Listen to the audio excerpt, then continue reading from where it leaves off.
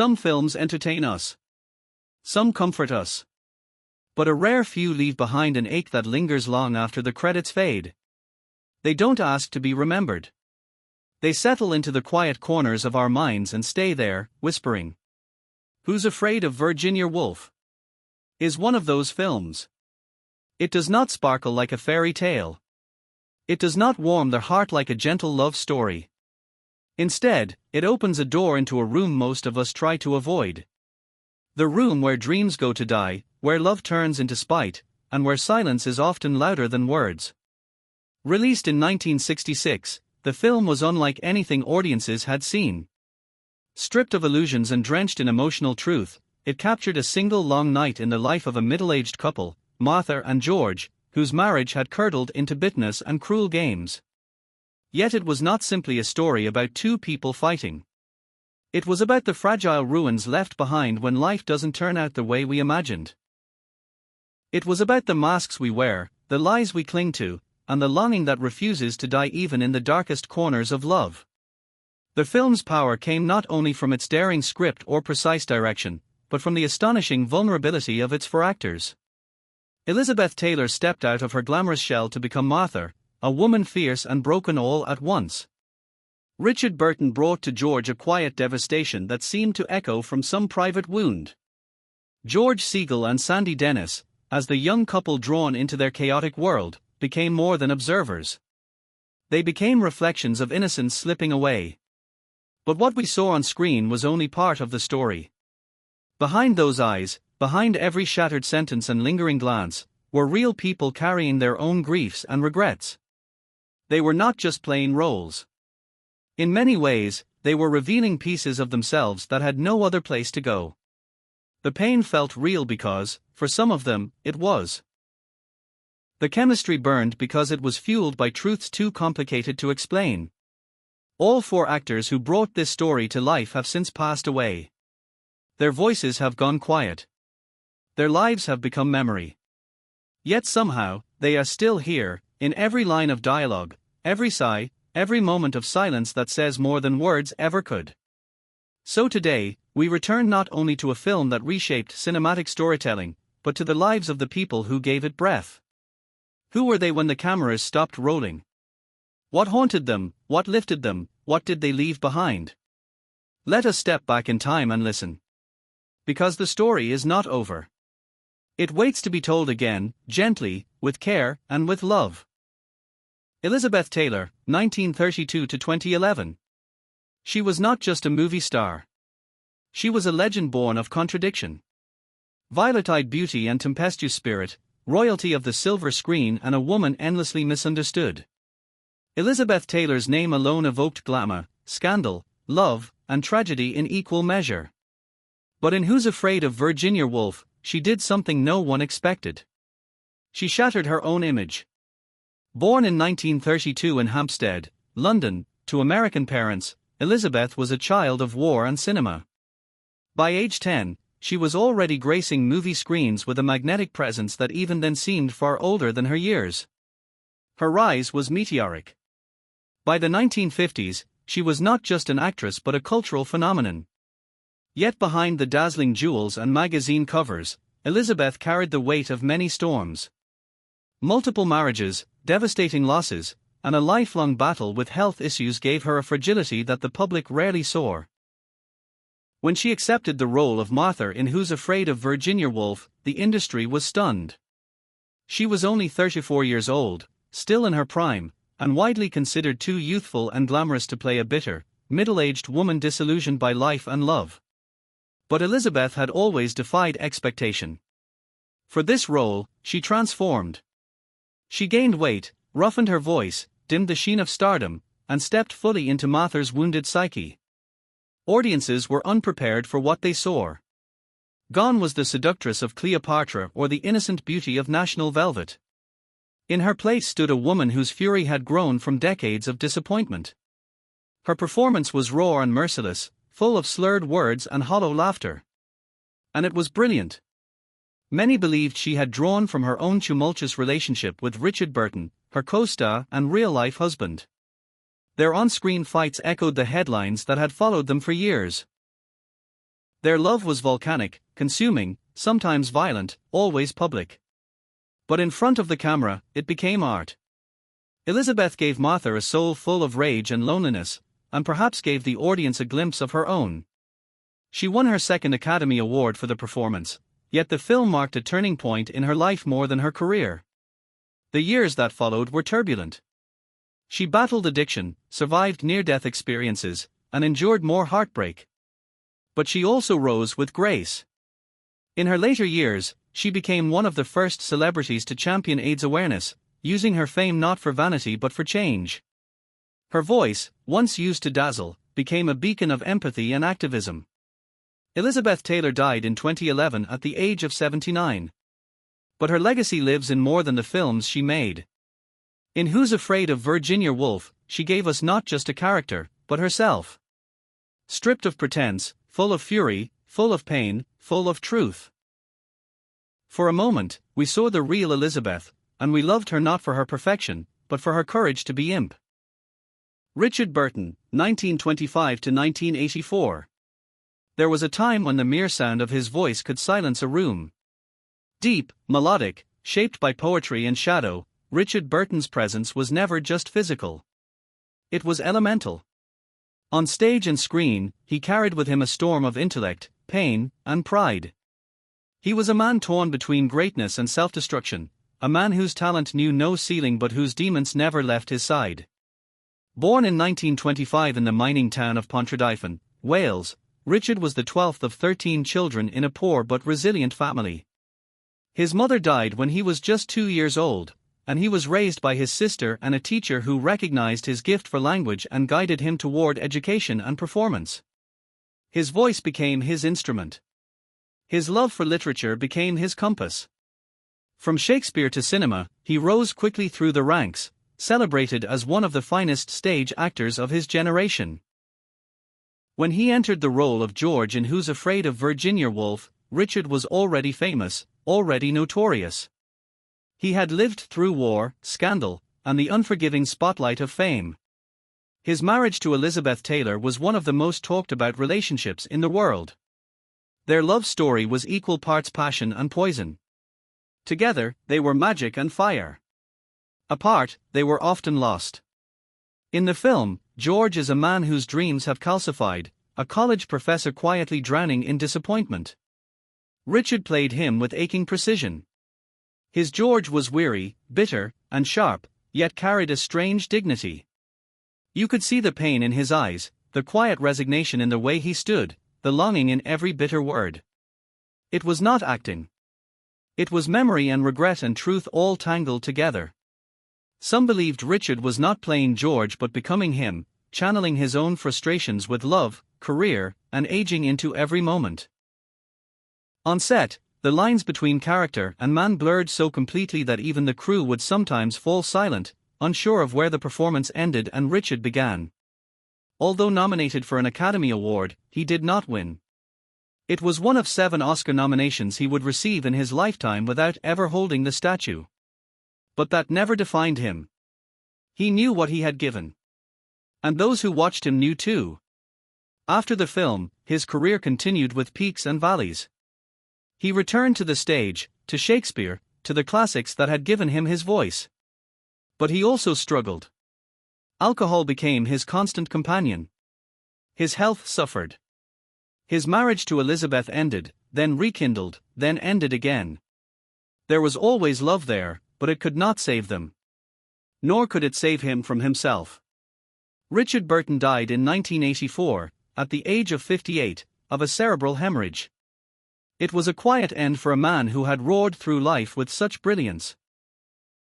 But his legacy remains etched in language, in performance, in the memory of those who heard him speak and could never. Sandy Dennis, 1937 to 1992. She didn't command the screen with glamour or a grand entrance. She didn't need to.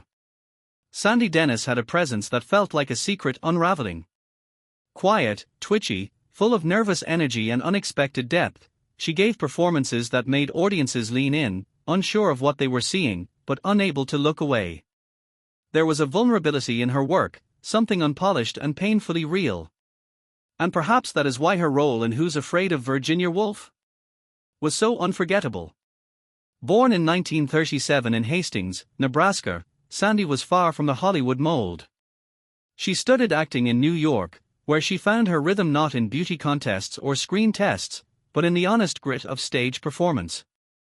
She won acclaim on Broadway, earning 2 Tony Awards before the age of 30.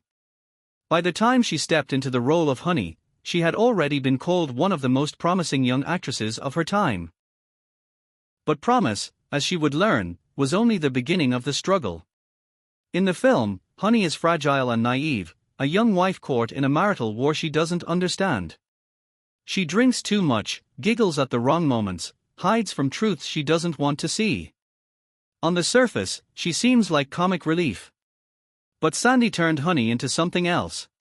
She gave her layers of sadness, flashes of suppressed rage, a childlike confusion that made her both pitiable and strangely profound. There was a moment, just a look or a pause, when you could see the whole aching weight of her life, and it was devastating. She was 30 years old when the film was released. The performance won her an Academy Award for Best Supporting Actress, a rare triumph for someone so unconventional. Critics praised her fearlessness, her strange rhythm, her ability to make discomfort into art. But the spotlight, as always, came at a cost. Sandy never chased stardom the way others did. She chose roles that were offbeat, challenging, often solitary. She avoided Hollywood's social circles. She never married, though she had a long and complicated relationship with actor Eric Roberts. She kept her private life guarded, her truths wrapped in silence. Some said she was eccentric. Others said she was simply tired of pretending. In the years that followed, her fame dimmed but her integrity never did. She continued to act, mostly in theater and independent films, never craving the spotlight, never playing the game. When she was diagnosed with ovarian cancer, she faced it with the same quiet dignity that had shaped her work. She passed away in 1992, at the age of 54, leaving behind a body of work that still breathes with honesty. In Who's Afraid of Virginia Woolf, she may have been the smallest voice in the room, but she was the one who lingered long after the shouting stopped. Through Honey, Sandy Dennis showed us that sometimes the most fragile characters carry the deepest truths. And in doing so, she etched her name into the heart of cinematic high. George Segal, 1934 to 2021. He was the outsider in the room, the quiet observer drawn into the eye of a storm. George Segal played Nick in Who's Afraid of Virginia Woolf? With a kind of restrained charm that belied the unraveling within. Surrounded by titans like Elizabeth Taylor and Richard Burton, he held his own with a performance that was subtle, simmering, and deeply human. His Nick was ambitious but unsure, polite on the surface, yet increasingly disillusioned as the night dragged on. Through him, we saw the cost of proximity to dysfunction, and the slow corrosion of certainty in the face of raw emotional chaos. Born in 1934 in Great Neck, New York, George Segal grew up in a Jewish family that nurtured his creativity. He studied music and drama, learning to play the banjo with the same kind of sincerity he later brought to his acting. He began his career on the stage, then transitioned to film during a time when American cinema was shifting. When realism and imperfection were beginning to replace polished illusion. George was not the traditional leading man. He was funny, approachable, sometimes nervous, always believable. And that made him perfect for a new generation of storytelling. At the age of 32, he joined the cast of Who's Afraid of Virginia Woolf? In a role that required precision and nuance. Nick is young, successful, seemingly composed. But as the night unfolds and the games begin, the mask slips. George Segal captured this unraveling with quiet devastation. His reactions were often more powerful than his lines, his discomfort more revealing than confrontation. In a film full of shouting, he made silence speak. His performance earned him an Academy Award nomination for Best Supporting Actor, and it opened the door to a wave of critical and commercial success throughout the late 1960s and 70s. He became a leading man in both drama and comedy, starring in films that showcased his range. From the psychological weight of The Owl and the Pussycat to the satire of California Split. He had an easy warmth that made audiences trust him, even when his characters made mistakes. He made them real. But like many careers touched by early acclaim, his path was not without difficulty. The 1980s saw a dip in opportunities, and he faced personal challenges, including the death of his first wife and struggles within the industry. Yet he endured. He reinvented himself for television, eventually becoming a beloved figure in sitcoms, most notably as the grandfather in The Goldbergs, where new generations came to know his gentle humor and unmistakable voice. George Segal passed away in 2021, at the age of 87, due to complications from bypass surgery. His departure was quiet, without scandal, without spectacle. Just the final note in a life marked by dignity, craft, and deep emotional truth. In Who's Afraid of Virginia Woolf?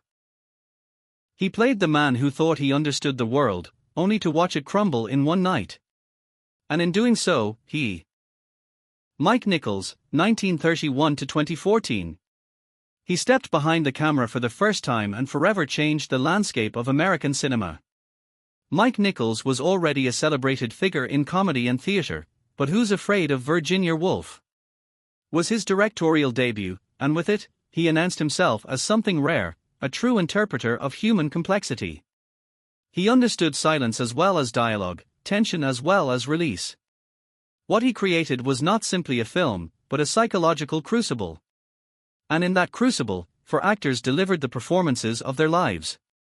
Born in 1931 in Berlin, Germany, Mike Nichols fled Nazi persecution with his family and arrived in America as a young boy, bald and nearly voiceless after a reaction to a vaccine left him without hair for the rest of his life. This early trauma seemed to live quietly in his work. There was always empathy in his gaze, even when his stories turned cruel or absurd. He began his career in comedy, forming a legendary partnership with Elaine May, but it was the theater that became his first home as a director. There, he learned how to shape actors, how to read subtext, how to let a scene breathe until it could no longer hold its own truth. He was just 34 years old when he was chosen to direct Who's Afraid of Virginia Woolf? It was a risky choice. The play was controversial, the cast was volatile, the script was unforgiving. But Mike brought a rare patience to the set. He listened. He adjusted. He allowed his actors to dig deeper, even when the results were messy.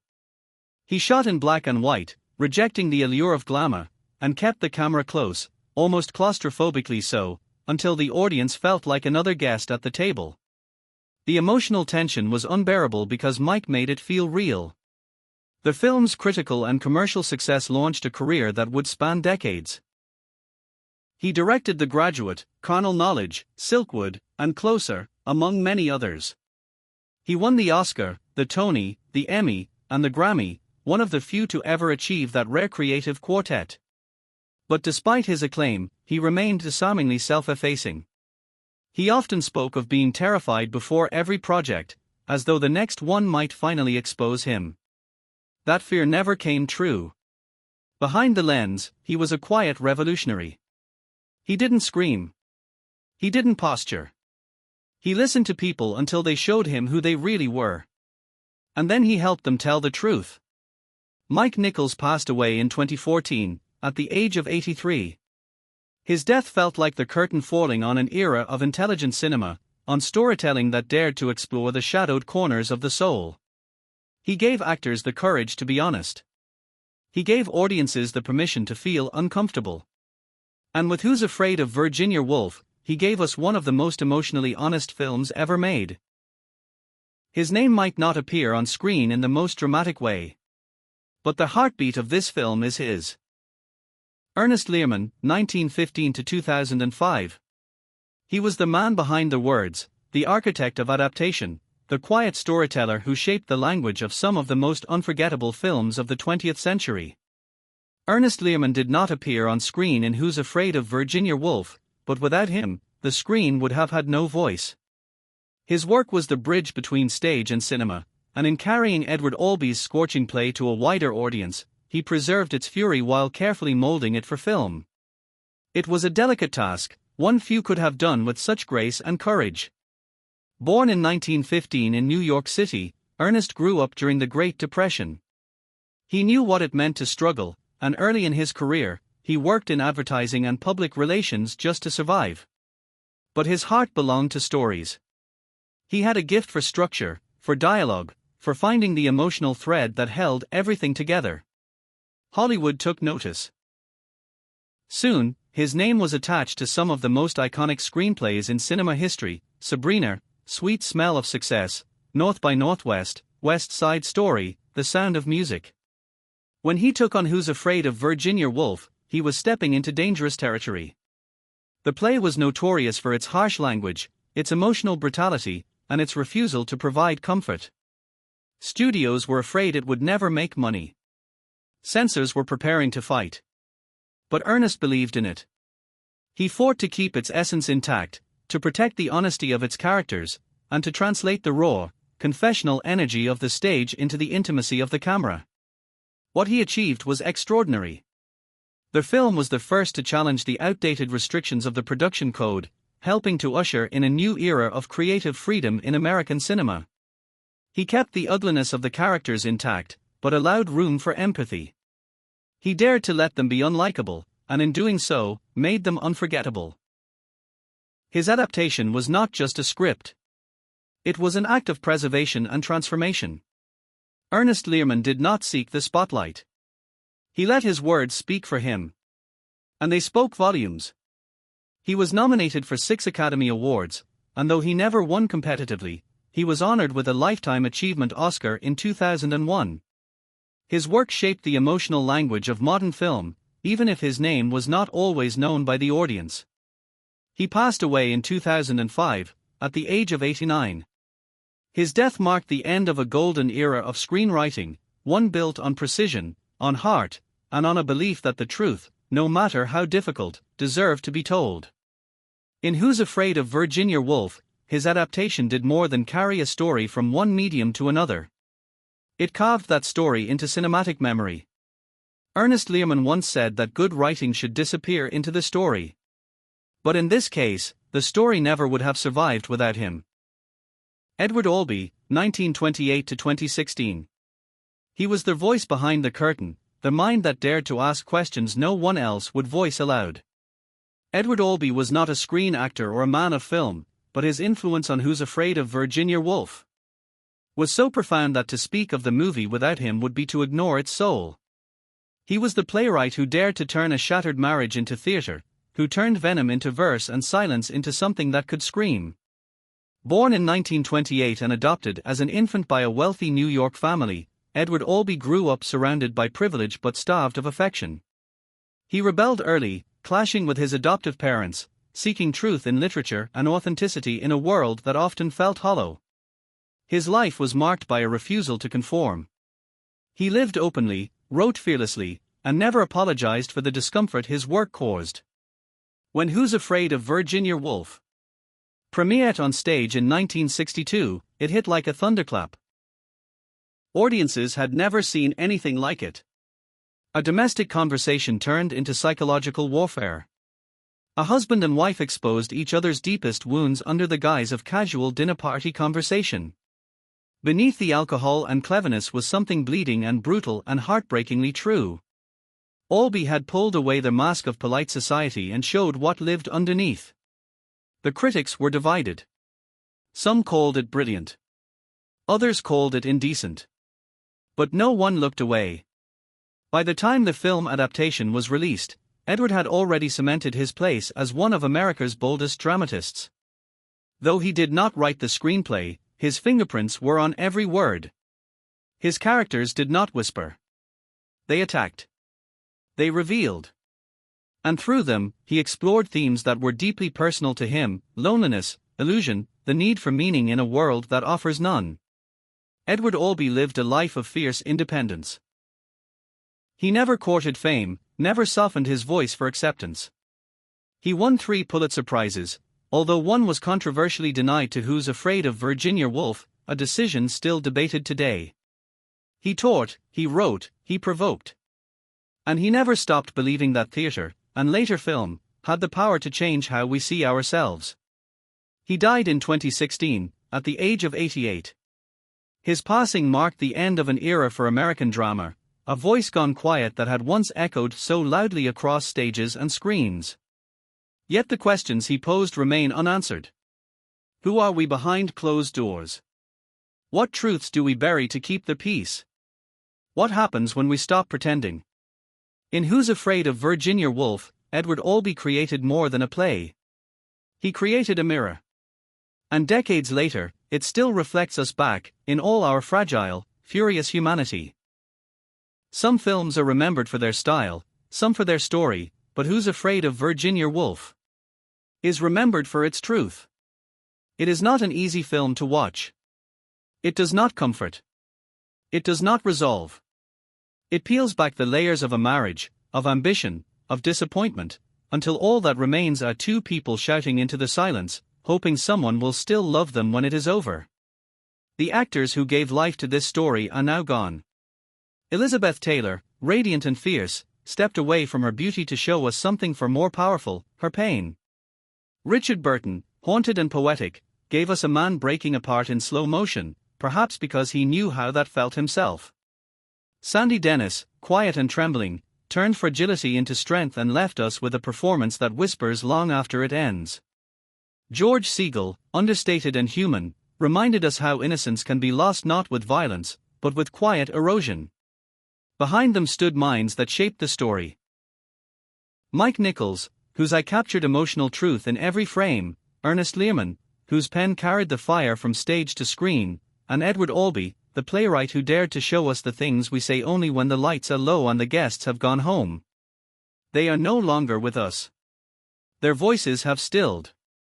But their legacy breathes in every pause, every line, every tremble of this unforgettable film. Some found success. Others struggled with fame. Some loved and lost. Others lived in the margins. But together, in this one moment, they gave us something timeless. And so we ask not just who succeeded or who fell, but what they gave us that remains. They gave us honesty. They gave us courage. They gave us a story that is still painful, still beautiful, still true. If this story moved you, if it made you remember or feel something long buried, we invite you to subscribe to this channel. There are many more stories waiting. Of stars who shone and faded, of voices we still hear in the dark. Let us remember them. Let us tell their stories. Because cinema forgets quickly. But we don't have to.